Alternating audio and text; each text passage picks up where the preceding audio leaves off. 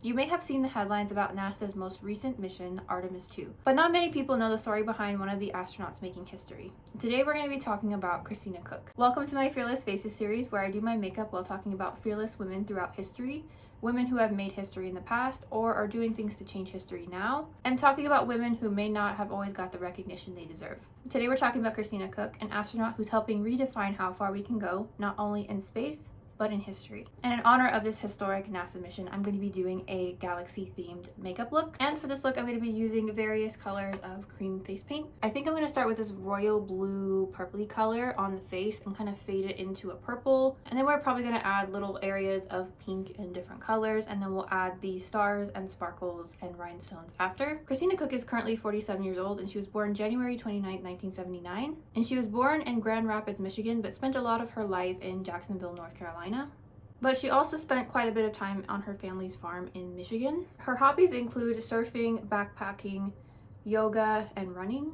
She's very active, but she also likes travel, photography, and doing community service. And she and her husband, Bob Koch, live in Galveston, Texas, with a dog that they call LBD, which is Little Brown Dog for short. From a young age, she really was very curious and loved to learn how things worked. And even as a child, she attended space camp, and she ended up going 5 times through 1992 to 1996. So she definitely wanted to be an astronaut from a very early age. For college, she went to North Carolina State University. There she got a Bachelor in Science in Electrical Engineering, a Bachelor in Science for Physics, and then eventually a Master in Electrical Engineering. She also studied abroad in Ghana and got an honorary doctorate from North Carolina State University. But even before she became an astronaut, she did a lot of intense jobs.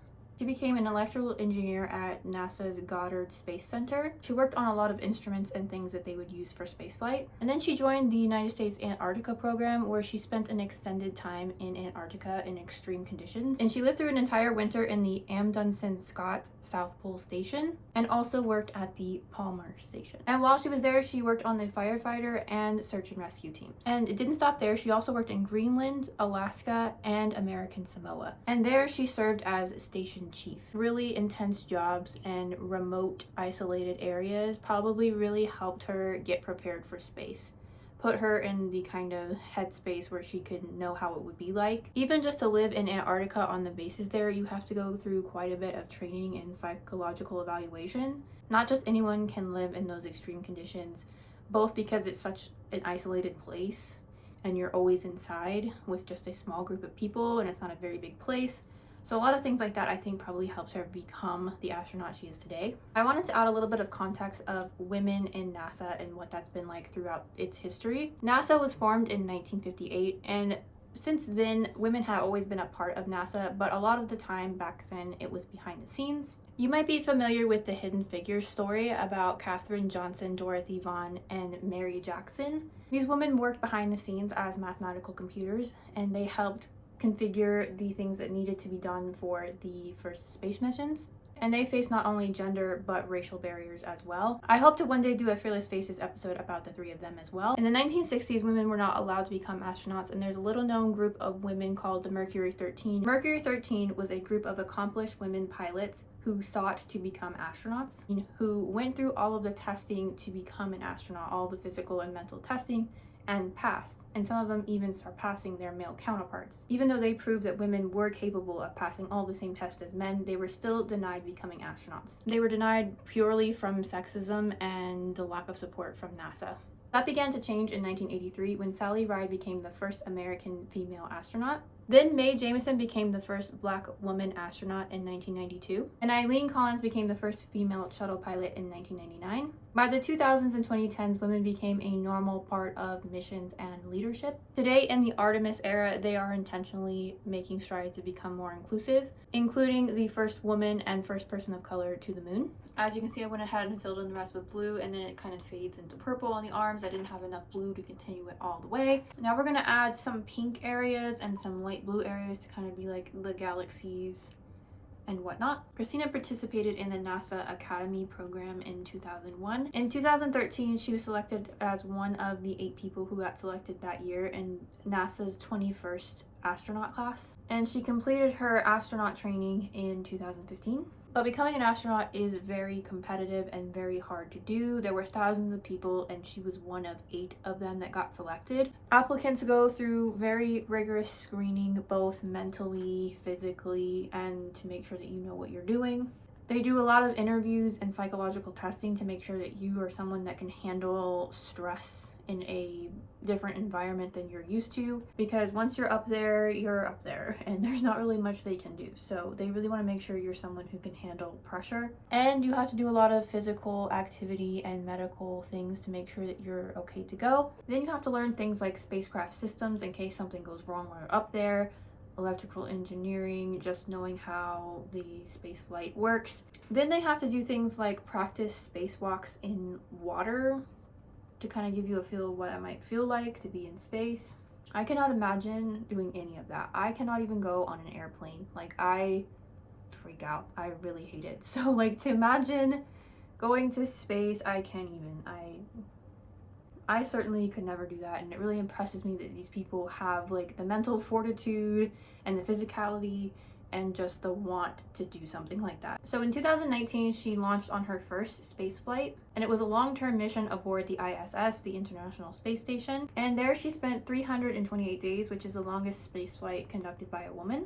On October 18th, 2019, her and fellow astronaut Jessica Meir conducted the first ever all-female spacewalk. Females had been on spacewalks before, but never 2 of them at the same time. Earlier that year, they had planned to do the all-female spacewalk, but it had to be postponed because they found that there was only one female-size spacesuit, so they both couldn't use it at the same time. And that led to a larger conversation about preparedness for female astronauts and making sure that they always had what they needed. I was thinking of putting blue, like a lighter blue, but I kind of like how this looks. I'm gonna stick with this and move on to the stars. Because this is a cream paint, you're gonna have to use a little bit of powder over top to set it. So here we have just regular translucent powder.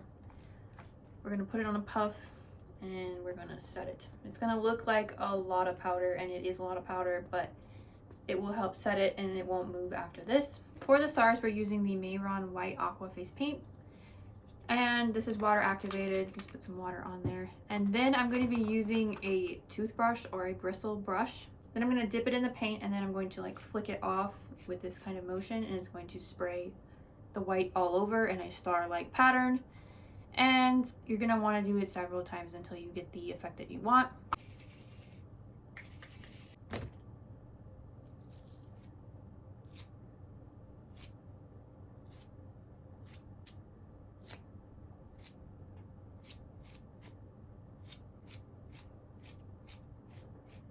So then Christina was selected to go on the Artemis II mission. This mission sending astronauts to orbit the moon, traveling farther than humans had in over 50 years. And through this mission, Christina became the first woman to travel further than low Earth orbit. And in this mission, she was not alone. She was a part of a 4-person crew, each person with their own pivotal role. There she was with Reed Weissman, the commander, the overall leader of the mission, and responsible for the safety of him and the crew. Victor Glover was the pilot. He's the one that navigates the spacecraft. He also made history as the first Black astronaut on a long-term ISS mission. Jeremy Hansen was the mission specialist. He represents the Canadian Space Agency, and he was the first Canadian to go to the moon.